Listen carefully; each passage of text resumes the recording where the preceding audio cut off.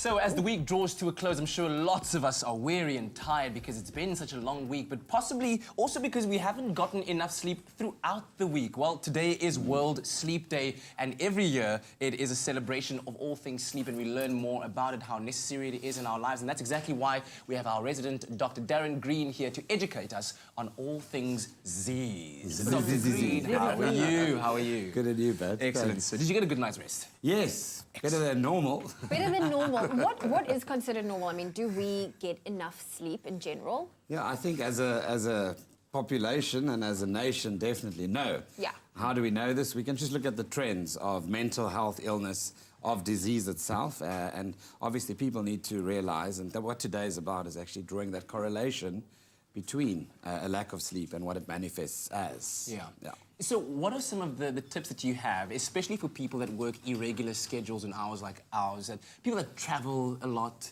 How do you then get a good sleep routine or sleep better so that you can get the health benefits thereof? Plan. So you need to plan know your sleep now? Yes, Schedule you have it. to. You have to schedule it. I mean, you've got to know exactly where you're going to be. You've got to know what the facilities are like, because all the things that play an incredible role when you sleep, things ranging from the temperature of the room, the light content of the room, your routine before, and when you eat your last meal before going to bed at night. No big meals 3 hours before you sleep. Then, of course, the actual materials, the pillows, the cushions, the actual quality of the bed itself, the pajamas you sleep in. You know? My couch is so comfortable. I can't sleep on a couch.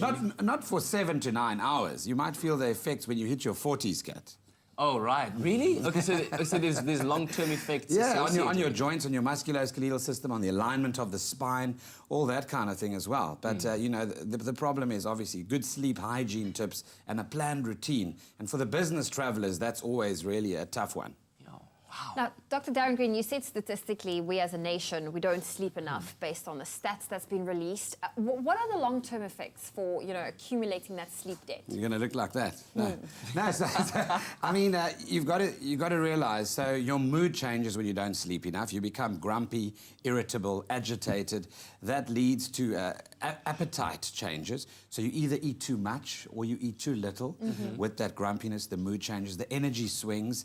And then, of course, you have the long-term effects of sleep on your blood pressure, and most importantly, your immune system. When you hear people say, I'm run down, I've been working hard, I'm stressed, I'm not sleeping, they're more prone to infections every day, things like the flu, things like other bugs, obviously. Yeah, I mean, So I was just going to ask, is it possible to catch up on sleep? Because they always say you can't catch up lost sleep. Sleep debt. To a degree, you can, but the problem is, obviously, we see sleep as recovering from the previous day. That's the wrong mindset. We should see sleep as preparing for the next day. I like that.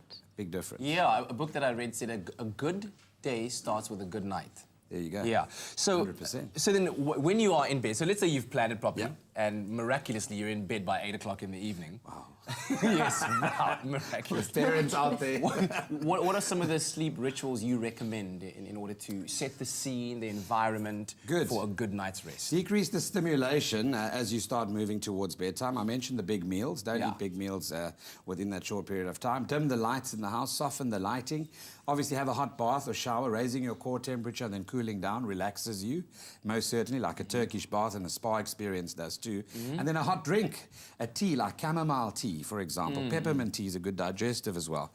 Scents and smells in terms of things like lavender oil and essential oil in the bedroom, also useful. And then the bright lights, the LED lights from your phone, from your laptop, the action movies that you watch before going to bed at night, keep your neurons firing. The reading material you use, obviously, as well. So there's so much you can do in terms of that. Yeah, if good sleep can help you look like that, then I think it's definitely worth a try. Yes, please. Well, Dr. Darren Green, thank you so much for joining us on today, which is World Sleep Day. So make sure you put all of these cool tips and tricks that Dr. Darren Green shared today to make sure that you get a good night's rest.